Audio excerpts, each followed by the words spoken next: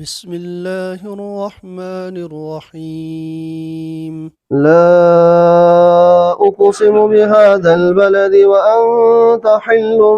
بهذا البلد ووالد وما ولد لقد خلقنا الإنسان في كبد أيحسب أن لن يقدر عليه أحد يقول أهلكت مالا لبدا أيحسب أن لم يره أحد ألم نجعل له عينين ولسانا وشفتين وهديناه النجدين فلاقتحم العقبة وما أدراك ما العقبة فك رقبة أو إطعام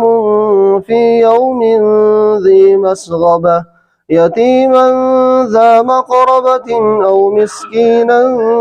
ذا متربة ثم كان من الذين آمنوا وتواصوا بالصبر وتواصوا بالمرحمة أولئك أصحاب الميمنة والذين كفروا بآياتنا هم أصحاب المشأمة عليهم نار